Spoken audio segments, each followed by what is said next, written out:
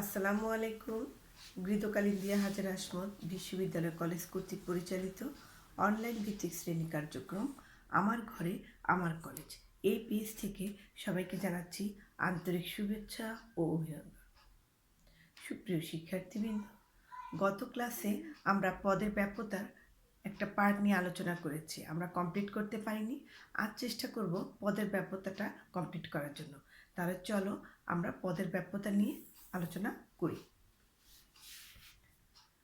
পদের ব্যাপ্যতার ক্ষেত্রে আমরা দুটো নিয়মের কথা বলেছিলাম গত ক্লাসে। এখন আলোচনার সুবিধার্থে আমাকে আবার নিয়মগুলো কিন্তু লিখতে হচ্ছে।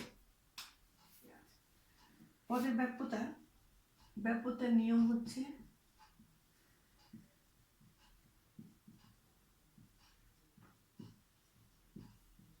এক নম্বর নিয়মটা ছিল এরকম: সার্বিক যুক্তিবাক্যের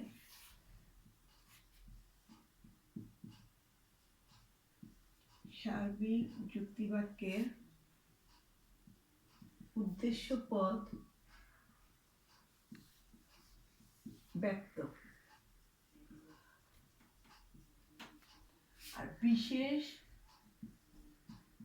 যুক্তিবাক্যের উদ্দেশ্য পদ অব্যক্ত।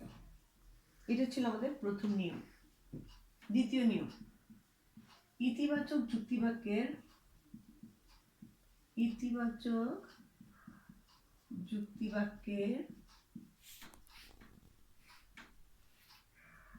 বিধেয় পদ অব্যক্ত, আর নেতিবাচক যুক্তিবাক্যের বিধেয় পদ ব্যক্ত। আমাদের মূল ছিল এই দুটো নিয়ম, ব্যাপ্যতার দুটো নিয়ম। আমরা গত ক্লাসে ব্যাপ্যতার দুটো নিয়ম আলোচনা করেছিলাম এবং সেক্ষেত্রে আমরা এ বাক্যটা দেখিয়েছিলাম। কিন্তু যেহেতু আমরা আবার শুরু করছি বিষয়টা, আমরা এ বাক্যটা নিয়ে আবার একটু আলোচনা করি। আমরা বলেছিলাম এ বাক্যটাকে আমরা জানি যে যুক্তিবাক্য কয় রকমের যুক্তিবাক্য আছে? 4 রকমের। এ, ই, আই, ও।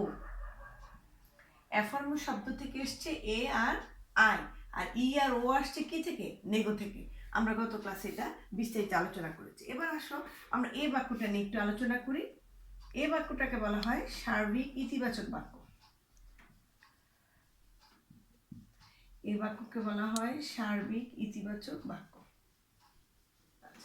সার্বিক ইতিবাচক বাক্য, তাহলে আমরা একটু উদাহরণ দিই। যদি আমরা বলি যে সকল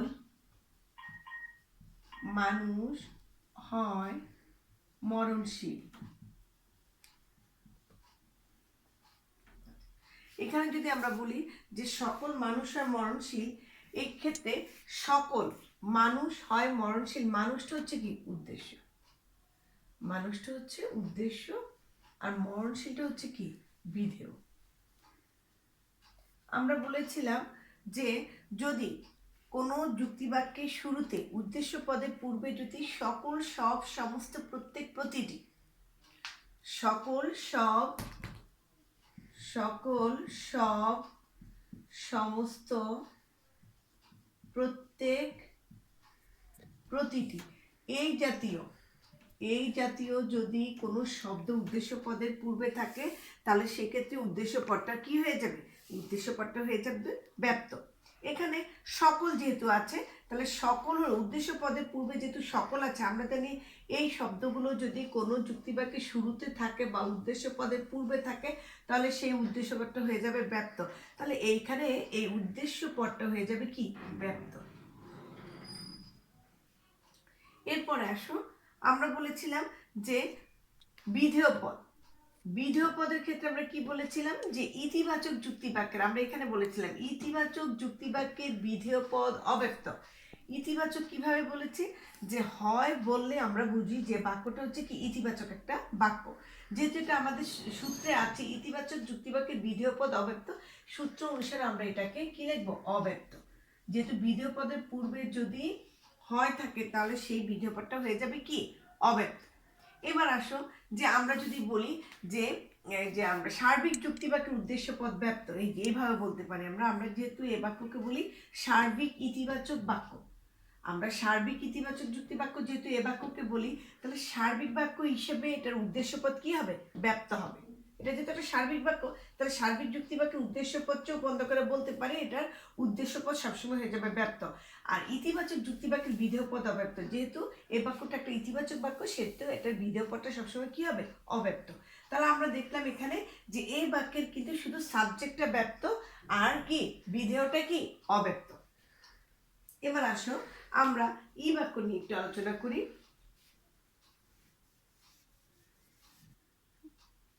আচ্ছা, তাহলে আমরা দেখো ই বাক্যকে আমরা বলবো সার্বিক নেতিবাচক বাক্য। তাহলে আমরা এ বাক্যকে বলেছি সার্বিক ইতিবাচক যুক্তি বাক্য, আর ই বাক্যটা হচ্ছে সার্বিক নেতিবাচক যুক্তি বাক্য। এখন এই সার্বিক নেতিবাচক যুক্তি বাক্যটা ই বাক্যকে বলা হয়। এবার একটা উদাহরণ দিই আমরা, তাহলে বিষয়টাকে কিভাবে ব্যক্ত এবং অব্যক্ত কোন পদটা সেটা আমরা জানতে পারবো।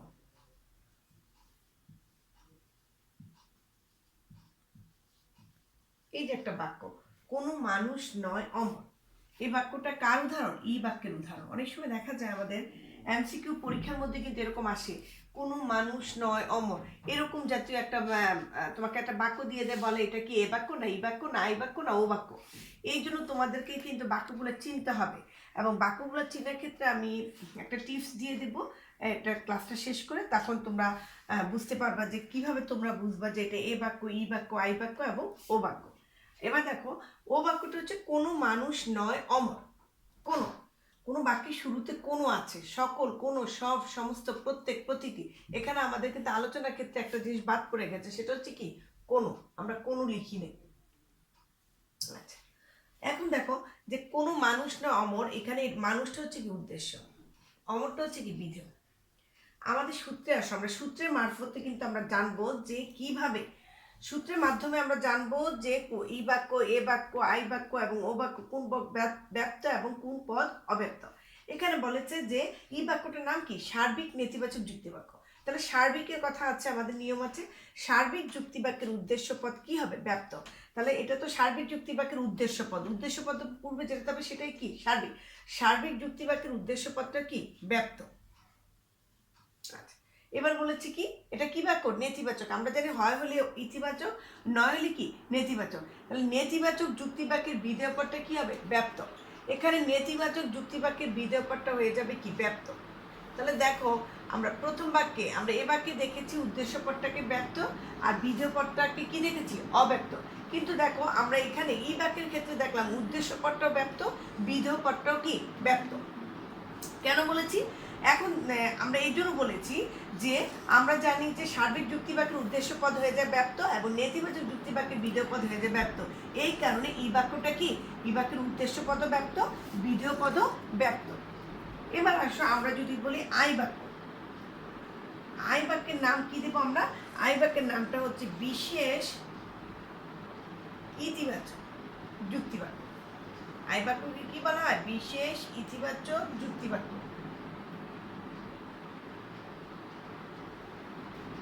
বিশেষ ইতিবাচক যুক্তি বাক্যের এখন যদি আমরা একটা উদাহরণ দিই, তাহলে সেক্ষেত্রে হবে যদি বলি কিছু মানুষ হয় সৎ, কিছু মানুষ হয় সৎ। এখানে আমরা কিন্তু আগে বলেছিলাম বিশেষ বাক্য বললে আমরা বুঝবো যদি আংশিক পরিমাণ, কোনো কিছু পরিমাণ যদি আংশিকভাবে বোঝানো হয় তাহলে সেটা হবে কি বিশেষ যুক্তি বাক্য। এখানে আংশিক, কিছু মানে কি আংশিক, তাহলে আংশিক পরিমাণ বোঝানোর কারণে এটা হচ্ছে কি বিশেষ যুক্তি বাক্য। আর ইতিবাচক কেন বুঝেছি, যেহেতু এটার পূর্বে হয়, হয় শব্দটা থাকলে আমরা বুঝবো সেটা হলো কি ইতিবাচক যুক্তি বাক্য। এবার যদি বলে যে কিছু মানুষ হয় সৎ, এরকম জাতীয় কোনো একটা উদাহরণ দেয় এবং সেক্ষেত্রে এটাকে বলবো উদ্দেশ্য, আর এটাকে কি আমরা জানি যে এটা হলো বিধেয়। তাহলে আমরা জানি যে এই বাক্যটার নাম কি, আই বাক্যটার নাম, সেই জন্য প্রত্যেকটা বাক্যের নাম কিন্তু তোমাকে আগে জানতে হবে। এ বাক্যের নাম কি, ই বাক্যের নাম কি, আই বাক্যের নাম কি। নাম যদি তুমি না জানো তাহলে তুমি কিন্তু এই ব্যাপকতার নিয়মটাকে ফলো করতে পারবে না।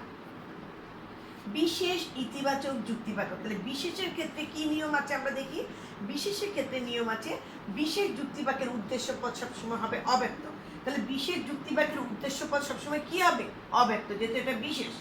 বিশেষ যুক্তি বাক্যের উদ্দেশ্য পদ সবসময় হবে কি অব্যক্ত।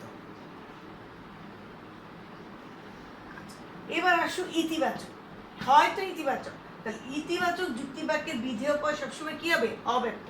তাহলে দেখা যাচ্ছে যে এখানে বিধেয় পদটাও কি? অব্যক্ত। তাহলে আমরা দেখলাম একটা বিষয় যে ই বাক্যের ক্ষেত্রে আমরা দেখলাম যে উদ্দেশ্য এবং বিধেয় উভয় পদই হচ্ছে কি? ব্যপ্ত। আর আই বাক্যের ক্ষেত্রে আমরা দেখলাম যে উদ্দেশ্য এবং বিধেয় উভয় পদই হচ্ছে কি? অব্যক্ত।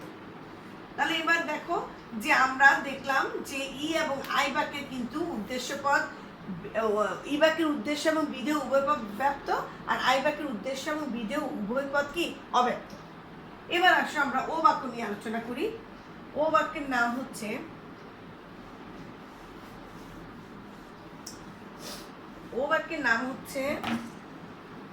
ও বাক্য। ও বাক্যকে বলা হয় বিশেষ নেতিবাচক যুক্তি বাক্য। বিশেষ নেতিবাচক যুক্তি বাক্য। একটা উদাহরণ দিই, কিছু ফুল নয় লাল। এখানে কিছু ফুল নয় লাল, কিছু পরিমাণ বোঝানোর কারণে এই বাক্যটা হয়ে গেল কি? বিশেষ। আমরা জানি আংশিক পরিমাণকে যদি বোঝানো হয় তাহলে সেই যুক্তি বাক্যটা হয়ে যাবে কি? বিশেষ। আর নেতিবাচক কিভাবে বুঝেছি? নয় আছে বলে আমরা বুঝেছি এই বাক্যটা হচ্ছে কি? নেতিবাচক। আর আমরা এই ক্ষেত্রে জানি যে উদ্দেশ্য কোনটাকে বলা হয়, বিধেয় কোনটাকে বলা হয়, এটা তো আমরা তখন জেনেছি, তাই তো? তাহলে উদ্দেশ্য, এবার হলো বিশেষ। তাহলে বিশেষের ক্ষেত্রে নিয়ম কি? বিশেষ যুক্তিবাক্যের উদ্দেশ্য পদ অব্যক্ত। এখানে বিশেষ যুক্তিবাক্যের উদ্দেশ্য পদ কি? অব্যক্ত। এই নিয়মটা যদি তুমি জানো, এই নিয়মটা না জানলে কিন্তু তুমি যখন এ ই আই ও বাক্যের যখন পদের ব্যাপ্যতা নিয়ম অনুসারে যখন বিশ্লেষণ করতে বলবে তখন কিন্তু তোমাকে এই সূত্রটাকে ফলো করে কিন্তু তোমাকে লিখতে হবে যে আমরা ও বাক্যকে বলা হয় বিশেষ নেতিবাচক যুক্তিবাক্য। তারপরে বিশেষ নেতিবাচক যুক্তিবাক্যের একটা উদাহরণ দিয়ে তোমাকে বলতে হবে যে পদের ব্যাপ্যতা নিয়ম অনুসারে বিশেষ যুক্তিবাক্যের উদ্দেশ্য পদ অব্যক্ত। এই জন্য এটা উদ্দেশ্য পদটা কি? যেহেতু কিছু ফুল নয় লাল, এখানে ফুল হলো কি? ফুলটা হচ্ছে উদ্দেশ্য। আর এটাকে বিশেষ যুক্তিবাক্য, কারণ এর ইয়েতে কি বলে এটাকে, যে আংশিক পরিমাণ সম্পর্কে বোঝানোর কারণে এটাকে বলা হয় কি? বিশেষ যুক্তিবাক্য। তাহলে বিশেষ যুক্তিবাক্যের উদ্দেশ্য পদ হয়ে যাবে কি? অব্যক্ত। আর নেতিবাচক যুক্তিবাক্যের বিধেয় পদ সবসময় কি হয়ে যাবে? ব্যপ্ত। নেতিবাচক যুক্তিবাক্যের বিধেয় পদ হয়ে গেছে ব্যপ্ত। কিভাবে আমরা বুঝলাম? এই দুইটা নিয়মের কারণে কিন্তু আমরা এগুলো খুব দ্রুত আমরা বুঝতে পারি কোন যুক্তিবাক্যের উদ্দেশ্য পদ কিভাবে অব্যক্ত হবে, ব্যপ্ত হবে, এগুলো আমরা কিন্তু বুঝতে পারি। এই ক্ষেত্রে সুইনবার্ন, দার্শনিক সুইনবার্ন একটা সুন্দর সূত্রের সাহায্যে বিষয়টাকে ক্লিয়ার করেছেন। ওনার সূত্রটা আমরা দেখব। এই সূত্রটাকে আমি বলি সবসময় যে সূত্রটাকে ফলো করলে কিন্তু আমরা খুব দ্রুত আমরা মানে যখন এমসিকিউ আসবে তখন কিন্তু আমরা দ্রুত কিন্তু বুঝতে পারবো যে কিভাবে আমরা কোন যুক্তিবাক্যের কোন পদটা ব্যপ্ত অব্যপ্ত কিভাবে বুঝবো। এক্ষেত্রে সূত্রটা হচ্ছে এরকম: A S E B I N O P.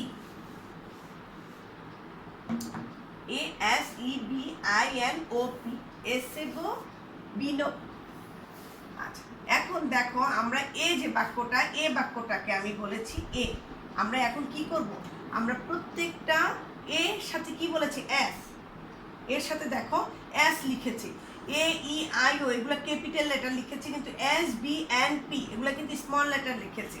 তাহলে এক্ষেত্রে বুঝাচ্ছে যে এ বাক্যের, এগুলো হলো বাক্যের নাম। তোমরা মনে রাখবা আমি 4টা বাক্যের কথা বলেছি, এ ই আই ও এলো বাক্যের। আর এই যে ছোট ছোট করে এস, এর সাথে এস মানে কি? সাবজেক্ট।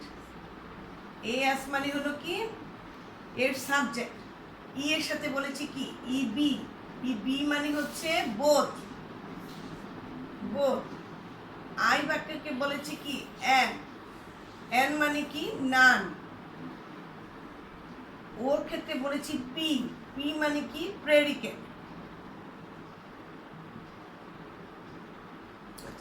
তাহলে আমরা দেখো এই যে বিষয়টা এ ই আই ও, আমরা 4টা বাক্যের নাম লিখেছি এবং পাশাপাশি আমরা লিখেছি যে স্মল লেটারে যে লেখা হয়েছে এস বি এন পি, এগুলো কি আসলে মিন করছে কি সেটা। তাহলে এর সাথে এস বুঝেছে সাবজেক্ট। সাবজেক্ট মানে কি? উদ্দেশ্য। তাহলে আমরা সবসময় এটা মানে মাথায় রাখবো যে এ বাক্যের উদ্দেশ্য পদটা হয়ে যাবে কি? উদ্দেশ্য পদটা হয়ে যাবে ব্যপ্ত।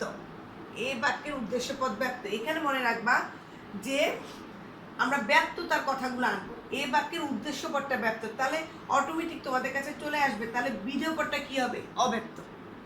এ এস সাবজেক্টটা হলো ব্যপ্ত, তাহলে অবজেক্ট প্রেডিকেট কি হবে? প্রেডিকেট হয়ে যাবে অব্যক্ত। এটা তোমাকে মনে রাখতে হবে। ই বাক্যে বলেছি বোথ। বোথ মানে কি? উভয়। বোথ মানে কি? উভয়। তাহলে ই বাক্যের বোথ মানে ই বাক্যের উদ্দেশ্য ব্যপ্ত, বিধেয় ব্যপ্ত। উদ্দেশ্য ও বিধেয় এই দুইটাই কি হচ্ছে? ব্যপ্ত। আই বাক্যের ক্ষেত্রে বলেছি এন মানে কি? না, কিছুই না বা কোনোটাই না। আমরা যদি বলি যে কোনোটিই নয়,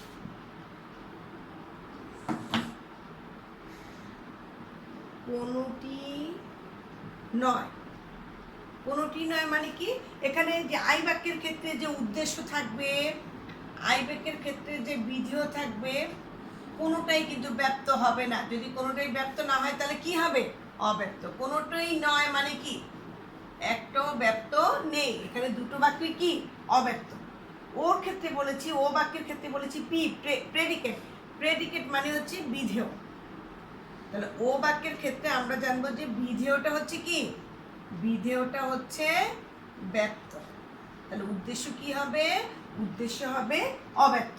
তাহলে আমরা এইভাবে কিন্তু আমরা আলোচনা করতে পারি যে এ বাক্যে A S E B I N O P এই সূত্রটার কথা কে বলেছেন? বলেছে সুইনবার্ন। সুইনবার্ন এই যে কথাটা, এই যে একটা সূত্রের সাহায্যে পদের ব্যাপ্যতাটাকে খুব সহজে উনি বুঝিয়েছেন। সেটার ক্ষেত্রে আমরা বুঝছি যে এ এস মানে কি? এ এস মানে হলো সাবজেক্ট। এখানে সাবজেক্ট মানে উদ্দেশ্য। উদ্দেশ্যটা, এ বাক্যের উদ্দেশ্যটা ব্যপ্ত, তাহলে বিধেয়টা কি হবে? অব্যক্ত। ই বাক্যের বোধ মানে উদ্দেশ্য এবং বিধেয় উভয় হচ্ছে কি? ব্যপ্ত।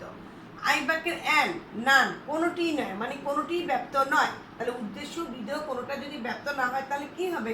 অব্যক্ত। ও বাক্যের হচ্ছে পি প্রেডিকেটটা হচ্ছে কি? ব্যপ্ত। এখন এই যে আমরা চারটা বাক্য পেলাম, এই চারটা বাক্যের ক্ষেত্রে আমরা তাহলে বুঝলাম যে এ বাক্যের ক্ষেত্রে আমরা পেলাম কি? এ বাক্যের ক্ষেত্রে আমরা পেলাম যে যদি আমরা বলি উদ্দেশ্য আর যদি বলি বিধেয়, যদি এরকম একটা চার্ট করি আমরা, তাহলে সেক্ষেত্রে আমরা দেখো কি বলবো? আমরা চার্ট যদি আমরা করতে পারি তাহলে আমরা বলতে পারি এ বাক্যের উদ্দেশ্যটা কি? উদ্দেশ্যটা ব্যপ্ত। কিভাবে বুঝলাম? আমরা জানি যে এ এস সাবজেক্টটা ব্যপ্ত, উদ্দেশ্যটা ব্যপ্ত, তাহলে বিধেয়টা কি হবে? অব্যক্ত। আবার আসো ই বাক্য। ই বাক্যের ক্ষেত্রে আমরা কি বলেছি? ই বাক্যের ক্ষেত্রে আমরা বলেছি উদ্দেশ্য ও বিধেয় ব্যপ্ত। তাহলে আমরা এটা তো জেনে গেলাম যে ই বাক্যের হচ্ছে উদ্দেশ্য এবং বিধেয় উভয় পদই কি? ব্যপ্ত। এরপর আসো আই বাক্য। আই বাক্যের ক্ষেত্রে আমরা জানলাম দুইটাই কি? উদ্দেশ্য ও বিধেয় কোনোটিই নয় মানে কোনোটি ব্যপ্ত নয়, তাহলে দুটো কি? অব্যক্ত। তাহলে উভয় পদই হচ্ছে কি? অব্যক্ত। আর ও বাক্যের ক্ষেত্রে আমরা কি পড়েছি? বিধেয় পদটা ব্যপ্ত, তাহলে উদ্দেশ্য পদটা কি হবে? অব্যক্ত। উদ্দেশ্য পদ অব্যক্ত হবে আর বিধেয় পদ কি হবে? ব্যপ্ত হবে। তাহলে আমরা দেখলাম যে এই খুব সহজে আমরা কিন্তু এ ই আই ও বাক্য এর চারটা বাক্যের কোন পদ ব্যপ্ত এবং কোন পদ অব্যক্ত এই বিষয়টা খুব দ্রুত আমরা এই সূত্রের সাহায্যে কিন্তু আমরা বের করতে পারবো। এক্ষেত্রে আমি যে কথাটা বলেছিলাম যে তুমি কিভাবে বুঝবা যে সহজভাবে যে এ এবং ই আই ও কিভাবে আমি বাক্যগুলো চিনব। এ ই আই ও এতে চারটা বাক্য, এই বাক্যগুলো শুরুতে কি থাকলে, এটা হলো একটা টিপসের মতো যে এগুলো থাকলে আমরা বুঝবো যে এটা হচ্ছে এ বাক্য। এখন আমরা এ বাক্যটা কিভাবে চিনব? যে যদি কোনো পদের পূর্বে সকল কোন বলেছি, সকল সমস্ত প্রত্যেক প্রতিটি কোনো। এখন আমাদের সাধারণত আমরা চিনি যে আমাদের সকল আর হয় যদি বাক্যের মধ্যে থাকে তাহলে আমরা বুঝি, মাঝখানে যদি হয় থাকে তাহলে আমরা বুঝি এই বাক্যটা হচ্ছে কি? এ বাক্য। আর ই বাক্য চেনার উপায় হচ্ছে যদি ই বাক্যের শুরুতে থাকে কোনো এবং নয় যদি বাক্যের মাঝখানে কোনো সংযোজক থাকে তাহলে আমরা বুঝি যে এটা হচ্ছে কি? ই বাক্য। আই বাক্যের ক্ষেত্রে আমরা বুঝি যদি বাক্যের শুরুতে থাকে যদি কিছু এবং যদি ইতিবাচক বাক্য হয় থাকে তাহলে সেটা হবে কি আই বাক্য। এবং ও বাক্যের ক্ষেত্রেও আমরা বুঝি যদি বাক্যের শুরুতে কিছু থাকে কিন্তু বাক্যের মাঝে যদি নয় থাকে তাহলে সে বাক্যটা হবে কি ও বাক্য। তাহলে আমরা বাক্য চিনব কিভাবে? যদি সকল এবং হয় কোনো বাক্যের মধ্যে থাকে, শুরুতে যদি সকল থাকে এবং মাঝখানে সংযোজকটা যদি হয় বাক্য হয় থাকে তাহলে সে বাক্যটাকে বলবো আমরা কি এ বাক্য।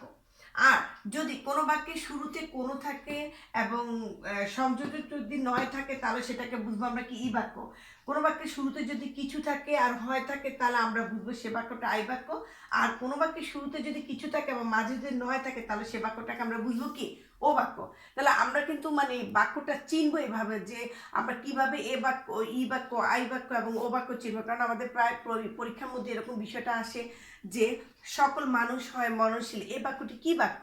তখন তোমাকে বলতে হবে এটা এ বাক্য না, ই বাক্য না, আই বাক্য না, ও বাক্য। আবার এক্ষেত্রে আরেকটা বিষয় আছে, এ বাক্যের নাম কি? নামের ক্ষেত্রেও কিন্তু তোমরা অনেকেই কিন্তু নামটাকে গুরুত্ব দাও না, কিন্তু নামটা জানতে হবে। কেন যদি বলে সকল মানুষরা মরণশীল, এই বাক্যটি কি সার্বিক ইতিবাচক না সার্বিক নেতিবাচক, বিশেষ ইতিবাচক না বিশেষ নেতিবাচক? তাহলে তুমি যদি নামটাই না জানো বাক্যটা তাহলে তো তুমি এখানে পারবা না। এই জন্য তোমাকে বাক্যটাকে আগে চিনতে হবে যে এ বাক্যের পুরো নামটা কি। এ বাক্যকে বলা হয় সার্বিক ইতিবাচক। এ বাক্যকে বলা হয় কি সার্বিক ইতিবাচক। ই বাক্যকে কি বলা হয়? ই বাক্যকে বলা হয় সার্বিক নেতিবাচক। আই বাক্যকে কি বলা হয়? আই বাক্যকে বলা হয় বিশেষ ইতিবাচক। ও বাক্যকে কি বলা হয়? ও বাক্যকে বলা হয় বিশেষ নেতিবাচক। এই যে বাক্যের নামগুলো, এই বাক্যের নামগুলো কিন্তু তোমরা ভালো করে শিখে রাখবে। আর কিভাবে বাক্য চিনবা, এই বাক্যের মাঝখানে যদি এই প্রথমে এগুলো থাকে এবং মাঝে যদি হয় বা নয় থাকে তাহলে তোমরা কিভাবে চিনবা যে এগুলো এ বাক্য, ই বাক্য, আই বাক্য এবং ও বাক্য। আমি বিষয়টাকে যেহেতু পদের ব্যাপারটা আমাদের দ্বিতীয় মানে বা পুরো অধ্যায়টা টপিক্সটা কমপ্লিট করতে পারিনি আমি গত ক্লাসে, তাই আজকে চেষ্টা করলাম যে এ বাক্য এবং ই বাক্য, আই বাক্য, ও বাক্যের পদের ব্যাপ্যতার বিষয়টিকে কীভাবে শেষ করা যায়। আর কারো যদি কোনো সমস্যা থাকে তাহলে তো অবশ্যই জানাবা আমাদেরকে। আচ্ছা,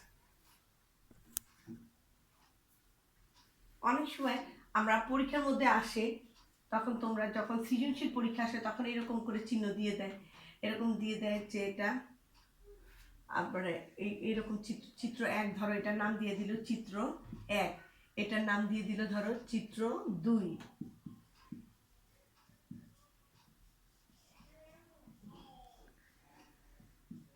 চিত্র তিন। এই ক্ষেত্রে দেখা যায় যে এটাকে ধরো কালো কালি দিল,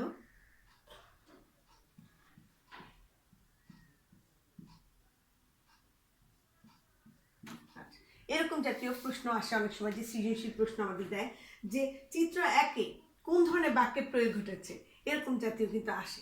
তো তখন তোমাদের বুঝতে হবে যে আমরা কিন্তু ওই সূত্রটা বারবারই বলছি, সুইনবার্নের যে সূত্রটা আছে ASEBINOP, এই সূত্রটা কিন্তু বারবার বলতেছে, এটা মাথায় রাখতে হবে।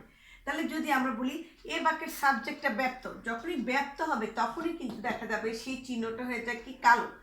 এখানে আমি তো পুরোপুরি কালো করছি না বা এটাকে আমি দাগ দিয়ে দিয়েছি, এটা হলো পদের ব্যাপ্য। অনেক সময় দেখা যাবে যে ইয়ের মধ্যে প্রশ্নের মধ্যে লিখে দেয় এরকম করে যে এটাকে বলা হয় ব্যপ্ত আর এটাকে বলা হবে অব্যপ্ত, এরকমও লিখে দেয়।